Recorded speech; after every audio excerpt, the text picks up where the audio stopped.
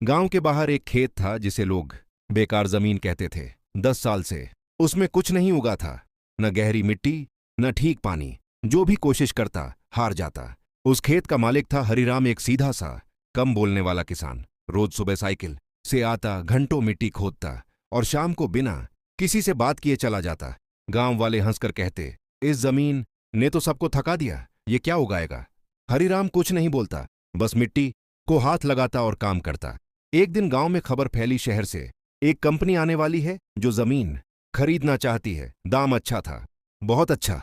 लोगों ने हरिराम को समझाया, बेच दे, इस जमीन से तुझे सिर्फ पसीना मिला है। हरिराम ने सिर्फ इतना कहा, मुझे 1 साल और चाहिए। लोग हंसे, 1 साल में क्या बदल जाएगा। सारा साल हरिराम ने अलग तरीके से काम किया। रात को पानी जमा किया, सूखी घास से मिट्टी ढकी और कुछ भी जैसे लगाए जो गांव में कोई नहीं पहचानता था। फिर आई तेज बारिश, बाकी खेतों में पानी भर गया, फसल खराब हो गई। पर हरिराम के खेत में पानी रुकता नहीं था, जमीन उसे पी जाती थी। महीने बाद उस खेत में हरी फसल खड़ी थी, ज्यादा बड़ी नहीं पर जिद्दी और मजबूत। कंपनी के लोग आए, उन्होंने फसल देखी, जमीन टेस्ट की और फिर बोला, इस मिट्टी में पोटेंशियल है, हम डबल दाम देंगे। गांव वाले खुश। सोचा, अब तो हरिराम अमीर हो जाएगा। पर हरिराम ने जमीन बेची नहीं, सब शौक में। पागल हो गए हो क्या? हरिराम ने धीरे से कहा, यह खेत मेरा नहीं है।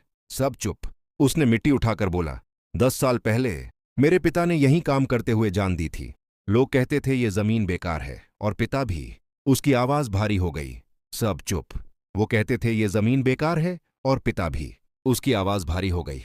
मैं इस खेत को अमीर बनाने नहीं, इसका नाम वापस लाने आया था।